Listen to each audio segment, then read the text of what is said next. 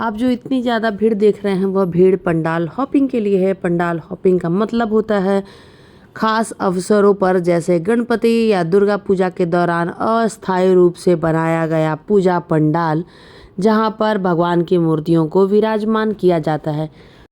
मैं भी अपने परिवार और दोस्त के संग चल पड़ी पंडाल हॉपिंग करने के लिए, पंडाल देखने के लिए। सबसे पहले मैं गई थी सिडको भवन, जो कि वासी में है और बंगाल एसोसिएशन द्वारा वहाँ पर बनाया जाता है माता रानी का बहुत ही विशाल प्रतिमा, और जो बहुत ही खूबसूरत लगता है। हर साल ये कला संस्कृति का अद्भुत संगम होता है। पंडाल के चारों तरफ लगभग 100 स्टॉल लगे हैं। वो एग्जीबिशन है जहाँ पर आपको बुक्स, फूड और different type of dupatta, sari, suit, खिलौने, खाने पीने की चीज़ें, अचार, पापड़, सारी चीज़ की शॉप्स है।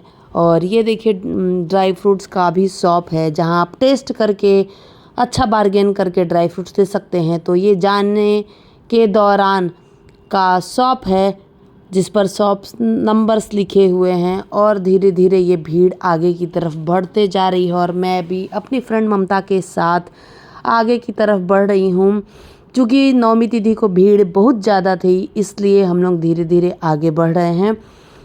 पंडाल हॉपिंग के साथ साथ आपको मार्केटिंग करने का भी मौका मिलेगा। और चूँकि नौमी तिथि दुर्गा पूजा के सबसे अंतिम दिन होता है, दुर्गा पूजा का सबसे लास्ट डे होता है, इसलिए लोगों की भीड़ बहुत ही ज़्यादा थी। धीरे धीरे लोग रेंगते हुए आगे की तरफ बढ़ रहे थे क्योंकि भीड़ ही इस कदर थी।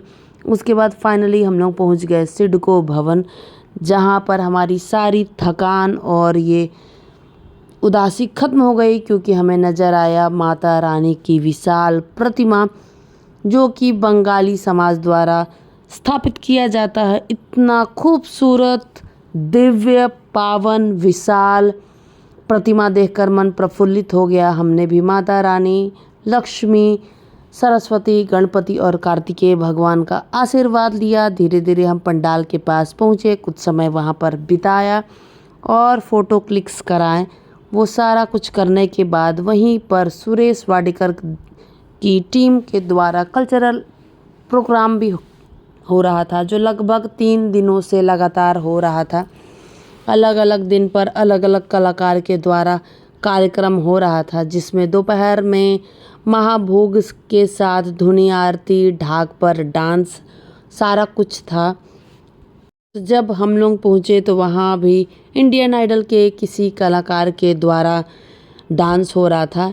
ये मैं जाने के दौरान, आगे बढ़ने के दौरान का स्टॉल दिखा रही हूँ। आप देख सकते हैं कितनी खूबसूरत यहाँ पर सारी चीज़ें मिल रही है। स्पेशली जितने भी स्टॉल थे वहाँ पर वो कलकत्ता से प्रभावित और कलकत्ता के लोग आकर के उन्होंने इस स्टॉल को लगाया था, जहाँ पर इतनी कलात्मक वस्तुएं, इतनी खूबसूरत वैरायटी की साड़ी और सेरामिक पॉट्स, कठपुतलियाँ, ये सारा कुछ था।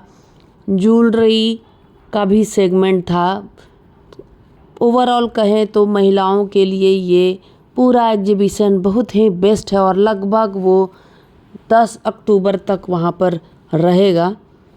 और ये ज्वेलरी की भी, आर्टिफिशियल ज्वेलरी की भी शॉप है, पर मुझे मेरा ध्यान खींचा इस शॉप ने, जहाँ पर माता रानी के स्वरूप को पेंटिंग के द्वारा प्रतिमा के तौर पर सूप के ऊपर उकेरा हुआ है, जो बहुत ही अद्भुत है।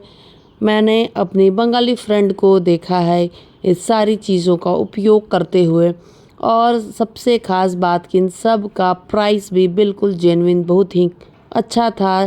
शंखा पोला भी यहाँ पर दिख रहा था, मिल रहा था।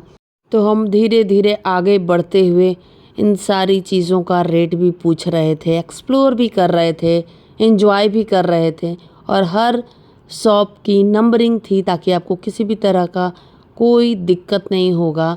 बंगाल की फेमस हथकरघा उद्योग के द्वारा बनी गई साड़ियाँ, जैसे कि बालूचोरी साड़ी, जामदानी, काथा और ताँत की सारी साड़ियों का कलेक्शन वहाँ पर दिखाई दे रहा था। लाल पाड़ वाली साड़ियों का भी कलेक्शन वहाँ दिखाई दे रहा था। तो आप अपनी इच्छा के साथ बार्गेन करके ले सकते थे। और ये देखिए कल्चरल प्रोग्राम का अद्भुत नज़ारा, जहाँ पर बहुत ही खूबसूरत गीत संगीत चल रहा था, जहाँ पर नीति मोहन जी के सॉन्ग पर परफॉर्मेंस हो रही थी। इतना खूबसूरत और अद्भुत नज़ारा था। आपको वहाँ पर पासेस की सुविधा थी, बैठने की सुविधा थी। चूँकि हमें इस बारे में बहुत ज़्यादा जानकारी नहीं थी, इसलिए हमने दूर से ही संगीत का लुत्फ़ उठाया। थोड़ी देर वहाँ पर खड़े रहें और एक दो गीतों का आनंद भी उठाया।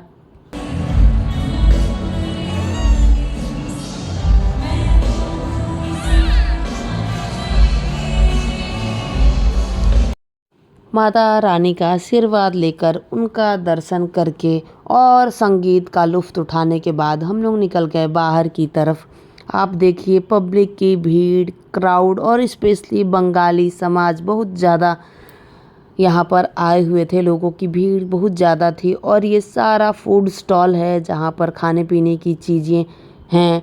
स्पेशली गोलगप्पे, चाट, मोमोज़ की शॉप है और ये अचार की शॉप है। ये अचार पहले भी मैंने बताया है कि एग्जीबिशन में मिलता हुआ अचार स्वादिष्ट तो होता ही है, साथ ही ड्यूरेबल भी होता है। लगभग 1 साल तक वो टिक जाता है।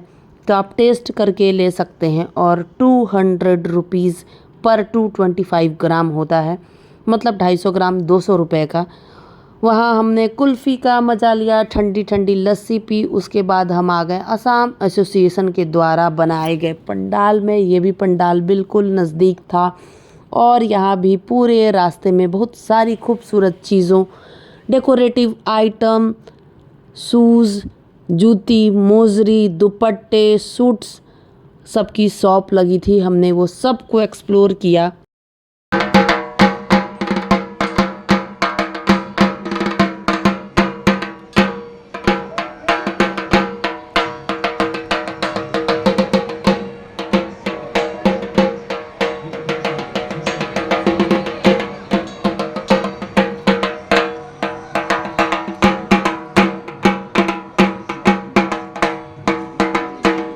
सारी चीज़ों को एक्सप्लोर करके माता रानी का आशीर्वाद लेकर हम लोग को बज गए थे रात के 11:30 और हमें लग गई थी जोरों की भूख। और हमने हमेशा की तरह भगत ताराचंद में जैन फूड, जैन थाली ऑर्डर किया, जहां बिना प्याज लहसुन का इतना स्वादिष्ट भोजन था। हम सब ने उसका लुत्फ़ उठाया। बहुत ही स्वादिष्ट भोजन था। जब भोजन हो स्वादिष्ट और हो दोस्तों का साथ, तो माहौल भी और भी अच्छा और पॉजिटिव हो सकता है। घर आते आते हमें लगभग रात के 12 बज गए थे। अच्छा तो मैं चलती हूँ। अच्छा मैं चलती हूँ, बाय।